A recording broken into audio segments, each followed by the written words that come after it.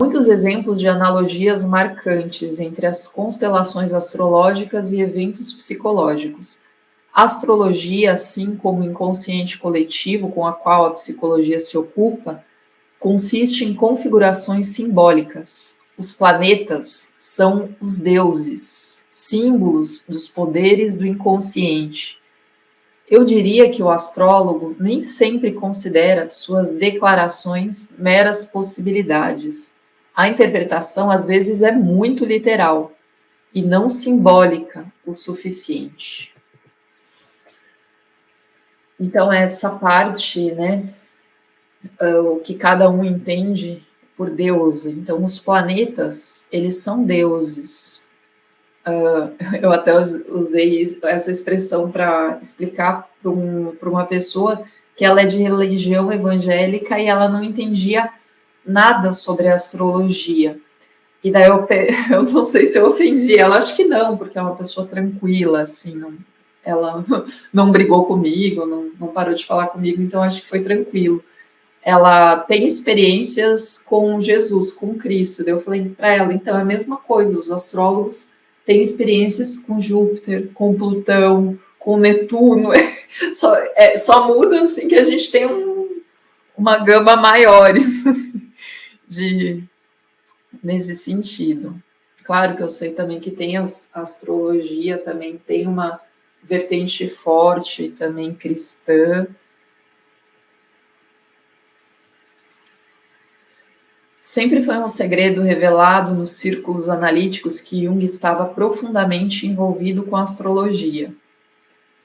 É aquela paixão, né, que você, tipo, tenta esconder, mas tem vergonha, mas está apaixonado e todo mundo acaba percebendo, né? Então, tipo, acho que foi assim, um envolvimento, assim, fazendo uma analogia, assim, nega, esfrega, mas não larga, né? Não lava, não abre mão disso, né? No fim, tem momentos, acho que até com quem é astrólogo, que às vezes eu preciso dar um tempo da astrologia e dou um tempo mesmo, assim, para quando eu volto, ela volta a fazer sentido. Então em muitos momentos, assim, eu fiz essa pausa e esse retorno, assim, esse regresso, a volta à casa, né, a morada.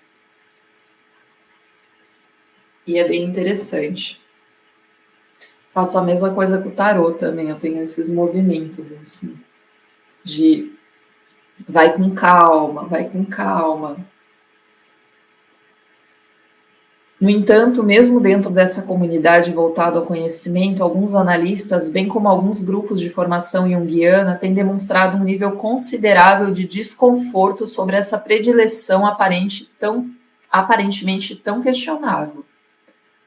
Houve momentos em que o próprio Jung sentiu necessidade de esconder a extensão de seu interesse pela astrologia, ainda dos seus próprios colegas. Em uma carta para Michael Fordham, que fundou a Sociedade de Psicologia Analítica em Londres em 1946 e colaborou com a publicação inglesa de Jung dos Collected Words. Jung, defendendo a pesquisa astrológica descrita em seus 2 ensaios sobre a sincronicidade, escreveu: Você não precisa, aqui ele está meio que se justificando. Olha, se vocês percebem na fala dele, ele está num congresso e ele precisa validar a coisa super maluca que é a sincronicidade, que é uma coisa assim que tipo, nossa, aquilo que você sente e não entende, e ele tenta explicar estatisticamente como isso é provável. Então, aqui ele começa, ao meu ver, se justificando. Você não precisa realmente acreditar em uma só palavra de astrologia para fazer um mapa natal ou observar estatísticas. Sou cético até certo ponto, e, no entanto, posso fazer e vivenciar todo tipo de experiências mânticas. Posso até mesmo repetir alguns procedimentos alquímicos absurdos, sem a menor convicção por pura curiosidade.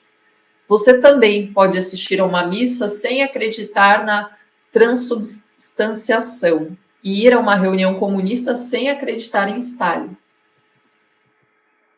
Então, é essa pesquisa acadêmica, científica, né? Que não tô envolvido emocionalmente com isso, pessoal. Calma, é só uma pesquisa, não é porque eu tô estudando e estou me relacionando com a astrologia que eu acredito, não tem nada a ver. Basicamente, é isso que eu entendi. Não sei se vocês entenderam de outra forma. É isso mesmo. E é assim até hoje, né? Você falar que você é astrólogo em certos meios. Lá vem a bicho grilo aí, entendeu? Coisa meio. Tem um Não, negócio ou muito então, forte. pior, acham que a gente é idiota, que a gente, tipo, acha que. Porque algumas pessoas fazem observações super rasas e estereotipadas, e daí coloca tudo no mesmo balaio e vira chacota, né? Pega o pior que existe da astrologia, dessa astrologia mais mundana, né? E daí coloca todo mundo ali, como se. Por isso que eu gosto de falar astrologias, né? Não,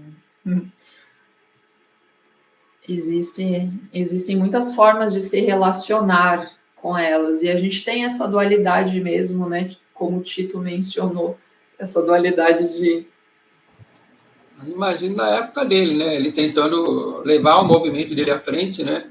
Tendo que lidar com isso. Psiquiatra. Ele tinha meio que disfarçar, né? Quando estava falando. Pô. Imagina para um psiquiatra que estava muito relacionado ao nome de Freud, e Freud estava querendo se validar, porque ele estava sendo muito atacado. Freud era muito odiado. Então, ele precisava se defender e para isso, ele precisava também se limpar desse lado, né? Assim, não tem como julgar o Freud, porque a gente entende que o trabalho dele foi outro, né? E ele precisava usar a razão ali e ver o que era melhor para ele. Foi o que ele fez mesmo. Essa carta foi datada de 15 de dezembro de 1954. Essa carta anterior, 7 meses apenas após a carta de Jung para Barbault, descrevendo as impressionantes analogias entre configurações astrológicas e eventos psicológicos. É improvável que Jung tenha sofrido uma mudança repentina de opinião em relação à astrologia durante aqueles meses, ou tentado bajular gratuitamente um astrólogo profissional como Barbault. Ao contrário, Jung parece ter achado mais sábio disfarçar a sua pesquisa astrológica como um experimento mântico. Ao mesmo tempo que tentava explicar a Fordham em cartas posteriores de modo tão diplomático quanto possível que as várias críticas a seus experimentos se deviam a uma profunda falta de conhecimento astrológico. E que os resultados estatísticos eram muito favoráveis à astrologia. Não há indício de que Fordham alguma vez tenha se convencido disso. A preocupação de Jung em manter seu trabalho astrológico sob sigilo também é evidente em uma carta escrita em 1953 pelo psicoterapeuta norte-americano Ira Progoff, que estudou com Jung em Zurique, que traduziu uma série de obras de Jung para o inglês. Aqui, o que ele fala para esse Progoff? Você ficará muito interessado em saber que o Dr. J me aconselhou a estudar astrologia quando eu voltar. Ele diz que todo analista deveria estar equipado com ela. Porque há casos... Gente, desculpa, eu falei... essa carta não é do Jung, né?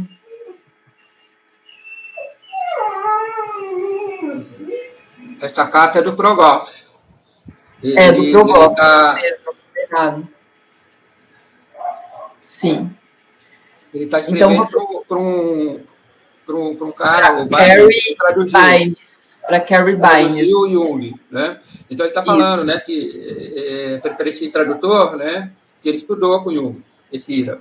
Então ele está falando que o Dr. Jung, né, Dr. J, ele me aconselhou a estudar astrologia quando eu voltar, né? Ele diz que todo analista deveria estar equipado com ela, porque é a casa de borderline, quer dizer, ele está falando que o Jung deu essa orientação para ele, aluno dele, entendeu? Apesar de todo esse jogo de cena lá fora, de tentar disfarçar lá dentro, né? Ele era dentro. Foi um achado, né? É. Essa carta.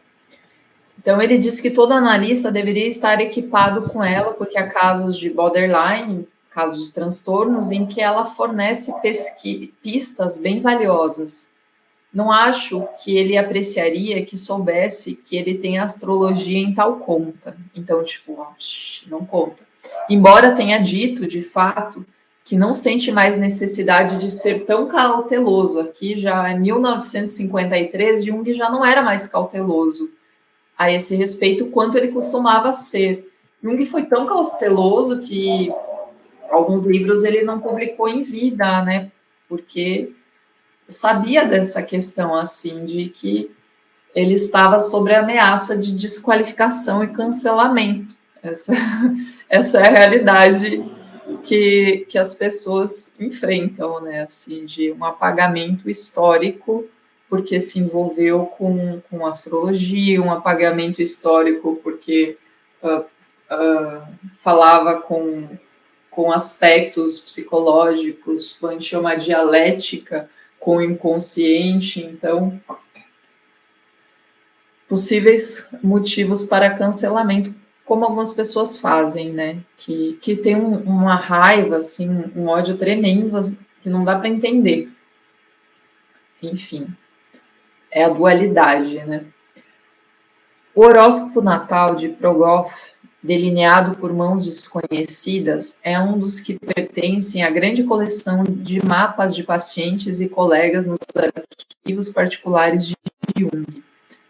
A absorção de Jung do simbolismo alquímico pode ser mais aceitável nos círculos analíticos, porque a alquimia se separa com segurança do mundo moderno por um respeitoso intervalo histórico e pode ser vista como um curioso lapso na história da ciência.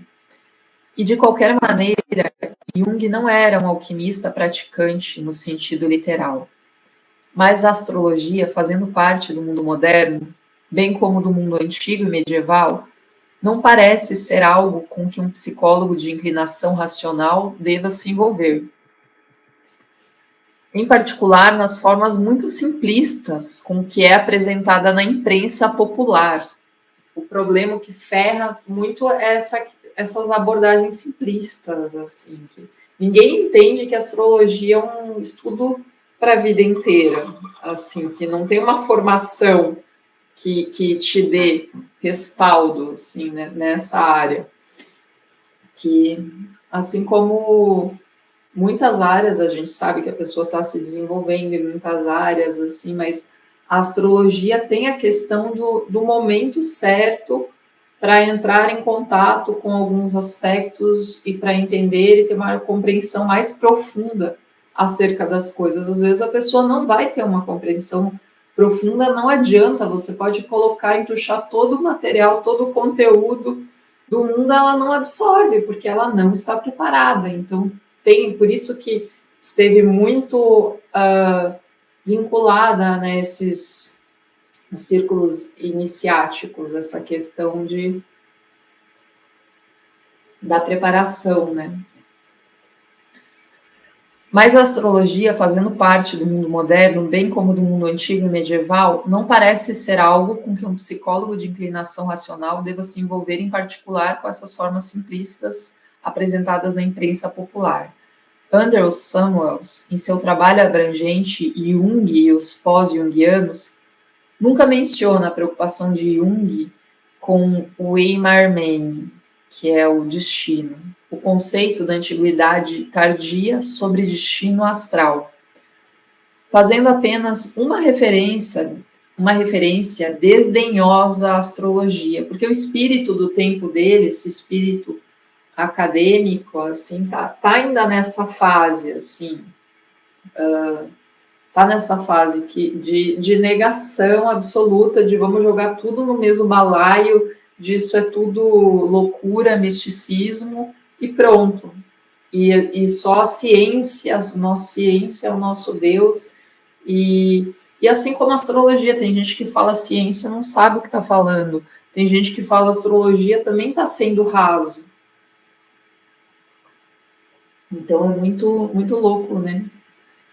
O quanto a gente pode se relacionar com as coisas de uma forma profunda e se apropriar delas, assim, internalizar esse conhecimento, ou ter um preconceito, achar que eu sei e simplesmente confirmar, assim, buscar informações que afirmem meus preconceitos. Existem muitas formas, e a maioria desse pessoal, assim, da comprovação científica vai por essa viés já do preconceito e da invalidação, não com uma real abertura, né? E Jung, ele se mostra diferente em relação a essa abertura, assim, ele leva a sério mesmo, assim, ele não vai, ai gente, vocês sabem que eu acho besteira, mas eu vou lá dar uma conferidinha. Não, ele leva a sério mesmo, e isso faz diferença, você levar algo a sério e você tá lá com um espírito de chacota, diminuindo o que você não conhece, o que você nunca teve a experiência. Então, quase um desabafo aqui. Robert Segal, um prolífico escritor e conferencista sobre as ideias de Jung, jamais discute a predileção de Jung pela tradição astral, mesmo em sua longa introdução a uma seleção de considerações junguianas a respeito do gnosticismo, corrente religiosa com fortes raízes em uma cosmologia astral e profundamente preocupada com o destino astrológico como compulsão interna. Tentar interpretar a... Oi? Ele invisibilizou a coisa, né? Ele nem mencionou a relação com a astrologia. Ele falou que o gnotismo e tal, mas pulou a parte da astrologia. A coisa é brava mesmo. Sim, vamos esconder isso, vamos limpar a história do Jung, né, do espírito do tempo, assim, e algumas pessoas até fazem com boa intenção, no sentido de ter que servir ao espírito do tempo. Então, assim, ao mesmo tempo que se você não quiser ter ele totalmente cancelado da academia, você vai ter que esconder. Porque não entra, né, essa possibilidade de compreensão.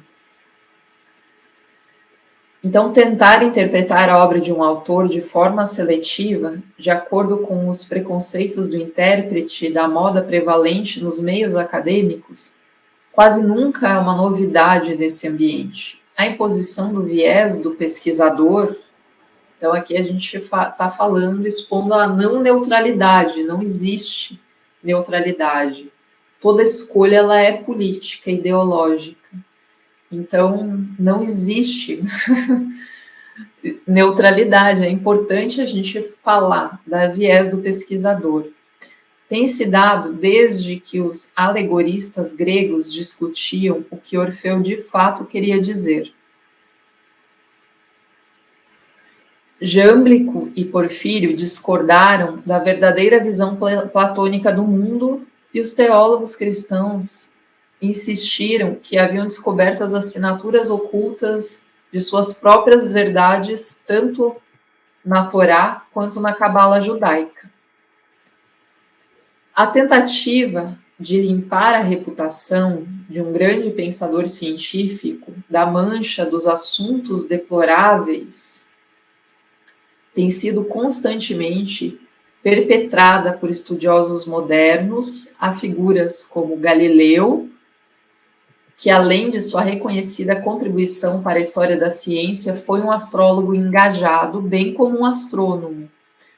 No entanto, então, Galileu, a gente vê que foi feita essa limpeza também, assim, não pode mais ser astrólogo, então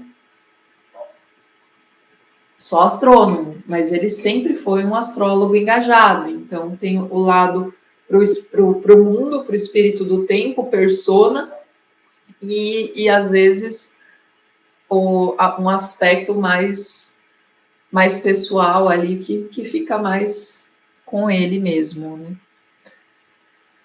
No entanto, além do fenômeno milenar do viés do pesquisador e de seus caprichos, não importando os extensos e reveladores documentos astrológicos nos arquivos particulares de Jung e as obras completas por si sós, assim como as cartas publicadas de Jung para Freud e outros, que ele se correspondia, refletem até mesmo ao leigo leitor clara e inquestionavelmente a preocupação permanente e bastante séria de Jung com a filosofia, a natureza e as aplicações práticas da astrologia como forma de exegese psicológica.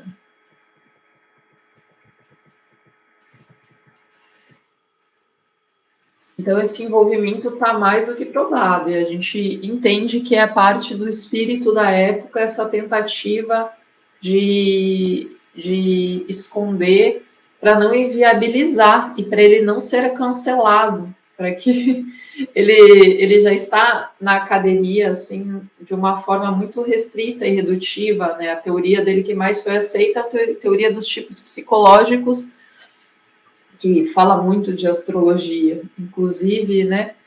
Mas essa galera comportamental, assim, gosta bastante, né? Tem a ver com o espírito do nosso tempo. Então, a parte mais profunda de Jung, talvez realmente a academia não esteja preparada para lidar com isso, né? E nem ao interesse, infelizmente. Então, a partir de sua correspondência publicada, Jung parece ter começado sua exploração da astrologia na primavera de 1911, enquanto ainda trabalhava com Freud. Em uma carta a Freud, datada de 8 de maio daquele ano, Jung escreveu: "No momento estou pesquisando astrologia, que parece indispensável para a compreensão adequada da mitologia. Há coisas estranhas e maravilhosas nessas terras de escuridão." Ó, para quem aquela coisa.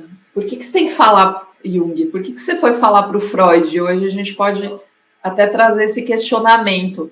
Não dava para ficar quieto? Não tem aquela frase, aquele jargão, o silêncio é ouro? Talvez ainda estariam juntos se ele não falou.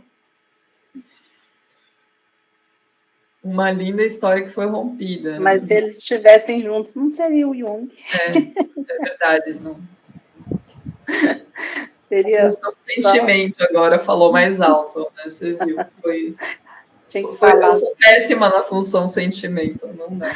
Uhum. Eu deixei a função sentimento falar mais alto e estraguei a teoria dos dois, né? Obrigada, Inês, por me corrigir nisso. A resposta de Freud não foi antagônica, mas ele expressou ansiedade em relação a essa última exibição de excentricidade do seu discípulo predileto. Estou ciente de que você é movido pela mais íntima inclinação para o estado do oculto e tenho certeza de que voltará para casa ricamente munido. Daí, pausa. Você será acusado de misticismo. Então, Freud falou, ó, estou percebendo esse seu lado, mas, ó, cuidado. Então, ele já estava delimitando, colocando ali os limites dele, né? Falando, nesse território aí eu não vou mexer, não. Vai lá. Eu te avisei. Então, essa última observação revelou-se totalmente profética. Em uma outra carta a Freud, datada de 12 de junho do mesmo ano, Jung comentou ainda mais sobre os estudos astrológicos, revelando uma ênfase crescente na importância da astrologia para a psicologia. Agora ele já está querendo convencer, né? Não preciso, isso é tão legal, o Freud precisa ver isso, sabe?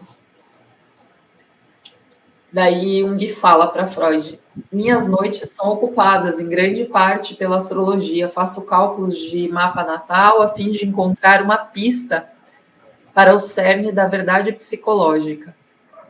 Parece que os signos do zodíaco são imagens do caráter, em outras palavras, símbolos da libido, que retratam as qualidades típicas dela em determinado momento. Então, as qualidades da libido, da energia psíquica, que tem um sentido também muito peculiar na obra de Jung. Ele, através, inclusive, desses estudos astrológicos, ele entrou em contato com essas qualidades e essas mudanças da libido. Em sua resposta, Freud se recusou a comentar esse envolvimento cada vez maior com a astrologia, embora pudesse não estar tão desinteressado quanto fazia parecer. Em 1896, 11 anos antes de conhecer Jung, Freud escreveu uma carta a seu amigo íntimo e colega William Fliess, comentando a teoria idiosincrática de Fliess sobre a periodicidade vital. A ideia de que os ciclos astronômicos influenciam tanto os períodos históricos como os órgãos do corpo humano. Então, tem correlações, o que é dentro e fora, os astros, o corpo humano, esses... Olha só, coisa de astrólogo, né? Você sabe que não sou de rir de fantasias como essa sobre períodos históricos. Há algo nessas ideias, essa carta de Freud. É um pressentimento simbólico de realidades desconhecidas com as quais elas têm algo em comum. É possível que não se possa mais escapar de reconhecer as influências celestiais. Curvo-me diante de você, um astrólogo honorário. Então, aqui, o Jung revelou esse aspecto dele, assim, essa reverência que no fundo, ele não nega, mas ele não pode fazer uso dessa astrologia, porque a gente sabe que ele está certo no lugar dele, porque a função dele era outra e ele tinha uma missão ali a cumprir. Então, quando a pessoa ali tem a missão, tem uma certa clareza em relação a isso,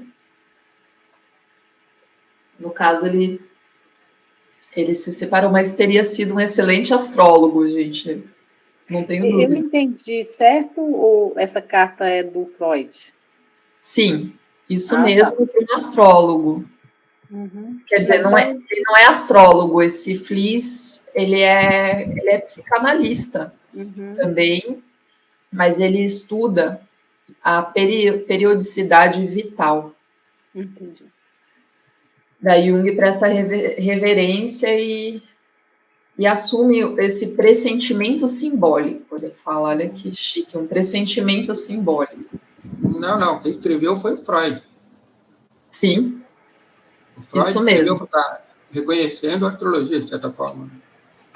Sim, foi o que eu falei, né? Eu estava entendendo você falar que não, que é o Jung que está falando. Porque... Não, ele reconheceu eu falei que ele reconheceu William Fliess como astrólogo, mas a carta de Freud. Foi isso que eu falei. O que quer que ele tenha querido dizer com essa declaração, Freud não parecia estar disposto a entrar em uma discussão com Jung sobre a própria visão a respeito de influências celestiais. Então, Freud não abriu campo, mas ele mandou essa carta para um outro astrólogo falando dessa questão, assim, desse pressentimento simbólico. Em 1810, um ano antes de Jung anunciar o seu envolvimento com a astrologia, Freud tinha pedido a ele que o ajudasse a formar um baluarte inabalável, uma base inabalável contra a maré negra de lama do ocultismo.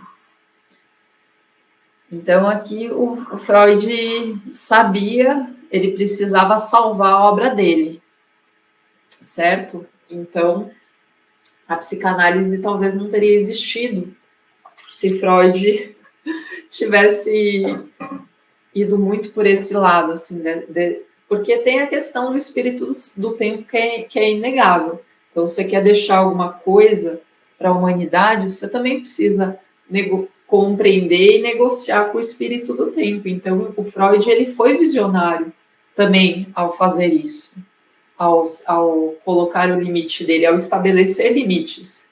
Não é porque ele era autoritário, só o povo diz, que Freud se achava. Era porque ele sabia, ele estava vendo as coisas. Ele tinha uma intuição muito forte também. E um preconceito também muito grande, porque não era...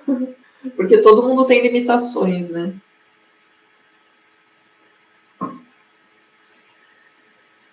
Então Jung, como era compreensível, estava desconfiado do que ele entendia como o voo dele, de Freud mesmo, daquele outro lado dele que talvez pudesse ser chamado de místico. Tá? Que já começou, já não dava mais. Então Freud, você controla aí esse seu aspecto, seu aspecto ocultista, esse seu aspecto místico que eu não vou me envolver com. Então nenhum dos dois mais podia se desenvolver junto, não tinha possibilidade de eles continuarem juntos, como a Inês mencionou. Então, daquele outro lado dele que pudesse ser chamado de místico. A dolorosa e a criminosa ruptura entre eles veio logo depois, quando Jung publicou, aí foi o fim, né? Transformações e símbolos da libido. Pronto. E os junguianos acadêmicos, assim, também escondem que isso tem a ver com os estudos de Jung sobre ocultismo, magia, astrologia, mas não imagina, foi de forma acadêmica, científica, imagina que ele foi afetado, transformado, que ele se relacionou diretamente com isso. Mas, então, depois eles vão entendendo que tem a ver mais com aceitação, né, do que se defender disso. Como Jung mesmo colocou, a publicação do livro marca o fim da nossa amizade. Por mais importante que seja a admissão de Jung sobre o valor da astrologia em fornecer insights psicológicos, sua segunda carta a Freud também é significativa devido à forma como Jung usou o termo libido. Para ele, ela não se limitava ao instinto sexual, outra traição, né? Que não vamos entrar em pormenores em relação a essa comparação da psicanálise e da psicologia analítica, né? Mas tem essa diferença de libido. Então, como Freud havia insistido, mas a libido de Jung abrangia a energia psíquica bruta de vida manifestando-se como impulso criativo, de inúmeras formas. Essa abrangência do conceito de libido foi expressa com clareza quando Transformações foi publicado pela primeira vez e aliada à compreensão de Jung sobre o ciclo do zodíaco como um retrato imaginário dos ciclos da libido. Então, a gente tem qualidades diferentes de libido em cada ciclo. Possibilidades potenciais diferentes, falando de outras formas. Sugere que a astrologia já havia começado a influenciar sua compreensão da dinâmica psicológica pelo menos 2 anos antes da ruptura definitiva com Freud. Traiu por 2 anos, né? Brincadeira. Jung, a princípio, descreveu o imagético astrológico como projeção. A imposição inconsciente de um conteúdo psicológico interior sobre um objeto externo. Então, projeção é esse nome que dá quando a gente imprime figuras, imagens nossas em objetos externos, exteriores, no céu, em pessoas também, inferindo aparentemente que a astrologia era totalmente um produto da psique humana sem nenhuma conexão real com os céus. Mas sua carta a Freud revela, na verdade, uma visão muito mais sutil. O filósofo francês Henri Bergson tinha desenvolvido um conceito que chamou de élan vital, força vital. Jung pegou emprestada a expressão de Bergson, Dure Creatrice, ou poder criativo, como sinônimo da libido que existe em toda parte e em tudo. Dentro dessa estrutura, os símbolos do zodíaco, embora suas imagens específicas possam ser geradas pela psique humana, encontram correspondência com algo inerente à própria realidade, refletida nas qualidades do tempo e poder criativo. Jung insistiu, são absolutamente idênticos. Há, em outras palavras, uma forma de simpatia ou ressonância entre o que os seres humanos vivenciam e formulam em seu imaginário com imagens zodiacais, e o que de fato faz parte da própria vida. Desdobrando-se assim o vigor criativo por meio dos atributos particulares de cada momento individual. Enquanto os símbolos astrológicos, como projeções psíquicas, podem não ter conexões com o céu em nível físico, os ciclos do céu refletem qualidades temporais que estão lá fora, tanto quanto aqui dentro. Por isso que a astrologia encanta tanto, porque ela traz aspectos nossos, ela nos coloca em contato com deuses, usando essa metáfora. Jung enfatizou essa ideia de ressonância entre a psique humana e os ciclos celestiais em um dos seminários, Interpretação das Visões, apresentado em Zurique em 1932. A astrologia pode ser bastante desconhecida para você de modo consciente, mas para o seu inconsciente ela é intimamente bem conhecida. As qualidades dos diferentes meses do ano, em outras palavras, os signos zodiacais, são de fato projeções de nosso conhecimento inconsciente do tempo e das qualidades do tempo.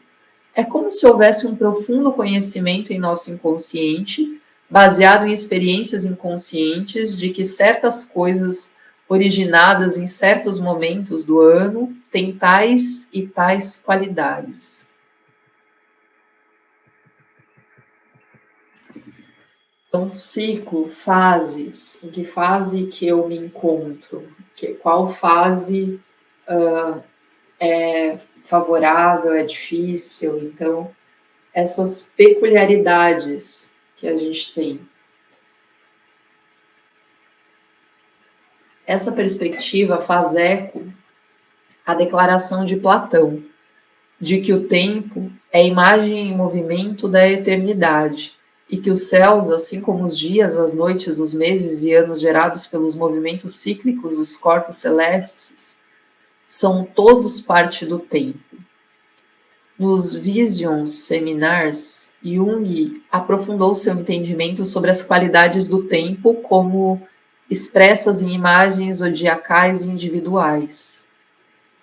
O período entre a terceira semana de julho e a terceira semana de agosto, representado por Leão, na astrologia ocidental, o leão celestial é apaixonante, ardente, perigoso e excessivamente masculina.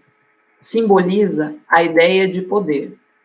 Touro celestial, signo de Maio. O touro celestial, signo de Maio, a força criativa do inconsciente e cega. Como veremos no capítulo 6, a compreensão de Jung sobre assim chamado ano platônico, que é o grande ciclo de 26 mil anos que mapeia o movimento do ponto do equinócio vernal ao longo das constelações zodiacais. Então, vai mapeando e sofre uma alteração, uma precessão durante esse período. Também foi baseada na percepção do ciclo do zodíaco como símbolo das qualidades do tempo. Jung estava convencido de que o inconsciente coletivo e a psique individual refletem essas mudanças constantes da qualidade da libido, e que os ciclos da história, em particular a formação de novas imagens religiosas, espelham os grandes ciclos de precessão equinocial. Então a gente tem também aqui as eras, né? Era de peixes, era de aquário, que ele também vai tratar desse tema mais a fundo daqui para frente, não mais para o final. A primeira referência à astrologia publicada por Jung surgiu logo após a sua carta a Freud em um ensaio intitulado The Theory of Psychoanalysis.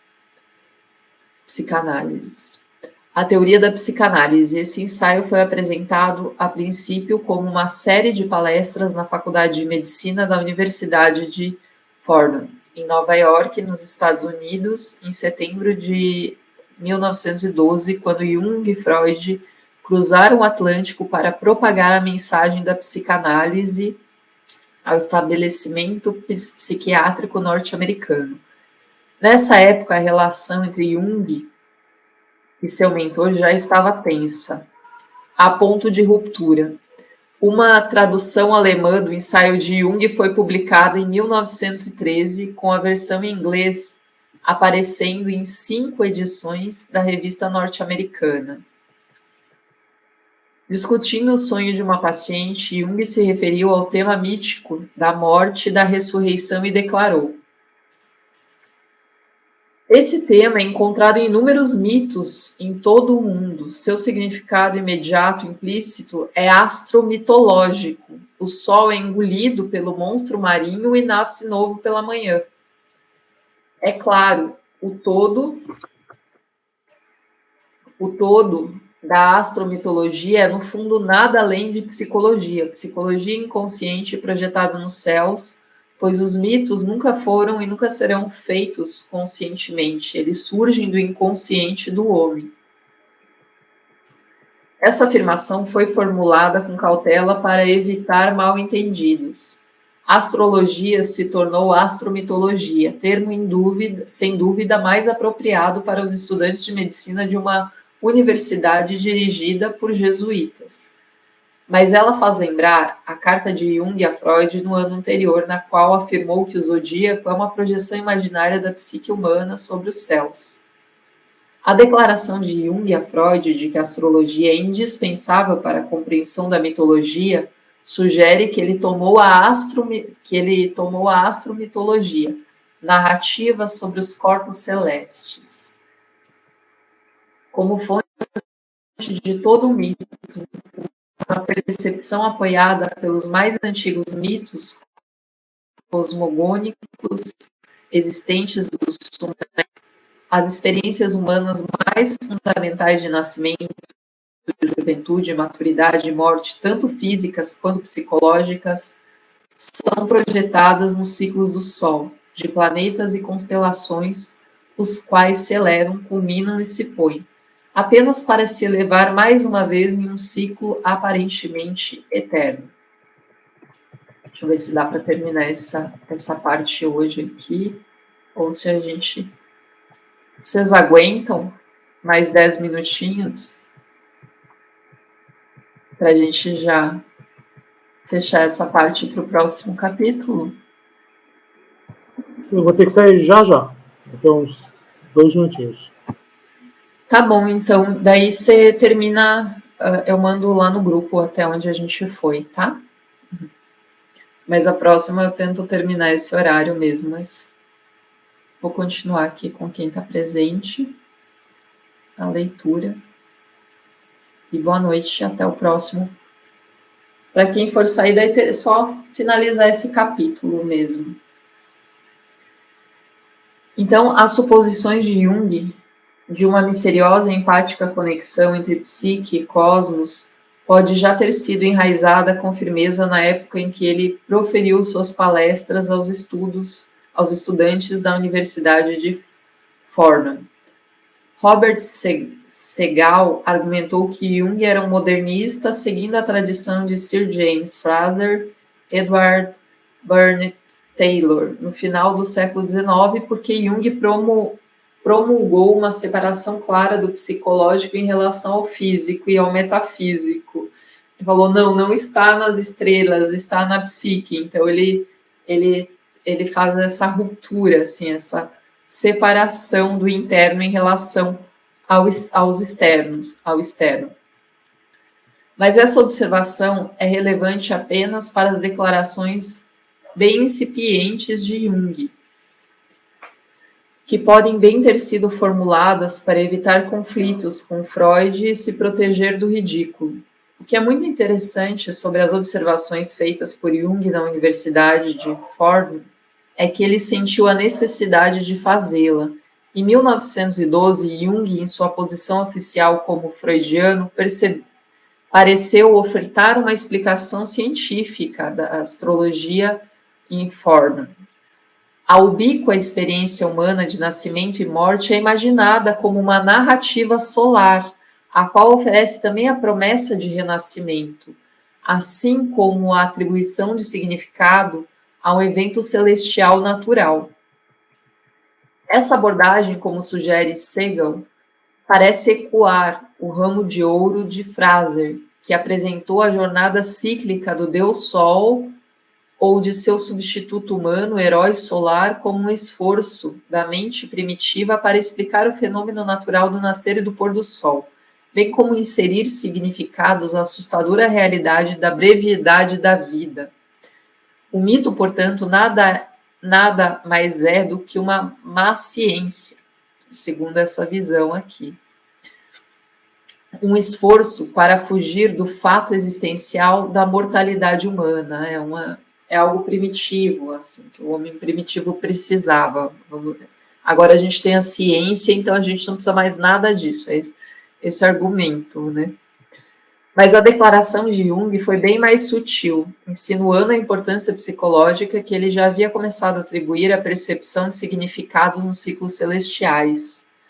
Seus comentários aos estudantes de Fordham prefigurou o que surgiu logo em seguida no Livro Vermelho, o significado central do sol astrológico como símbolo de um eu interior transpessoal, o self, né? Então, uma vez que o Transformações foi publicado e o repúdio de Jung à psicanálise freudiana se tornou público, referências à astrologia nos vários artigos incluídos nas obras completas tornaram-se mais frequentes. Essas referências refletem um contínuo e profundo envolvimento com a astrologia, pontuando por várias cartas aos colegas e amigos, revelando a crescente confiança de Jung no simbolismo astrológico como fonte de insight, tanto de seus pacientes quanto de si mesmo. Apesar da sua preocupação constante em apresentação de uma abordagem científica em seu trabalho, Jung às vezes exibia senso de humor malicioso, lançava observações casuais sobre astrologia em seu ensaio com os tradicionais glifos planetários e zodiacais, os desenhos, né? Referências que os seus colegas de profissão provavelmente não entenderiam e que Jung não se dava ao trabalho de explicar. Tipo, é isso e pronto, entenda o que você quiser. Um exemplo dessa pretensão maliciosa é observado em um ensaio publicado pela primeira vez em alemão em 1934. Nesse artigo, Jung estudava uma paciente que ele chamou de Senhorita X, nascida nos primeiros graus de câncer. Em uma nota de rodapé a essa informação, Jung comentou de forma casual que o horóscopo dela mostra 4 signos de terra, mas nenhum dos signos de ar. Isso não devia significar muito para um leitor não familiarizado com a terminologia astrológica. Para um astrólogo, porém, 4 signos de terra e nenhum de ar indicam que o horóscopo natal não há planetas colocados em signos da triplicidade de ar, Gêmeos, Libra ou Aquário, mas sim 4 planetas colocados na triplicidade de terra, Touro, Virgem e Capricórnio. Existe, em outras palavras, uma ênfase excessiva em um aspecto aos atributos caracterológicos persistentes ao símbolo da terra e a ausência dos atributos pertinentes ao símbolo do ar. Seguindo essa informação, para a qual Jung não ofereceu nenhuma interpretação, ele então declarou de modo lacônico: aqui, o perigo proveniente do ânimo se reflete em Lua, quadratura, Mercúrio. Então, eu falei, gente, eu tenho Lua, quadratura, Mercúrio. Será que meu ânimo é negativo ou é positivo? Então, além da provável perplexidade que essa declaração deve ter despertado entre os não iniciados na astrologia, há 3 ideias importantes expressas na breve análise de Jung sobre o horóscopo natal da Sra. X. A primeira está relacionada à sua formulação dos tipos psicológicos e a relação deles com os 4 elementos astrológicos: terra, ar, fogo e água.